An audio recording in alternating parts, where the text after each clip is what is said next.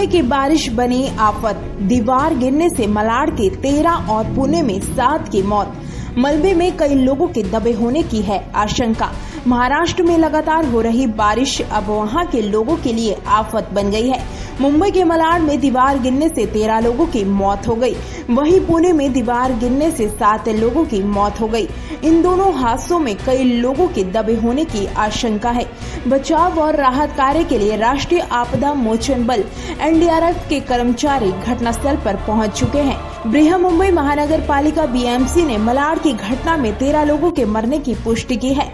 उन्होंने कहा है कि कुरार गांव में एक ढलान सरीखे पहाड़ पर बने कुछ अस्थायी झोंपड़ियों पर दीवार गिरने से 13 लोगों की मौत हो गई है। अग्निशमन और राष्ट्रीय आपदा राहत बल के कर्मचारी घटनास्थल पर पहुंच चुके हैं और राहत कार्य में जुट गए हैं। मलाड में दीवार गिरने से 16 लोगों की मौत हो चुकी है।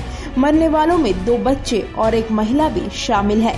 देवेंद्र फडणवीस ने हादसे में मारे गए लोगों के परिवार के प्रति संवेदना जताई है। मुख्यमंत्री देवेंद्र फडणवीस ने 5 लाख रुपए के मुआवजे का ऐलान किया है। ब्यूरो रिपोर्ट, समय 24 न्यूज।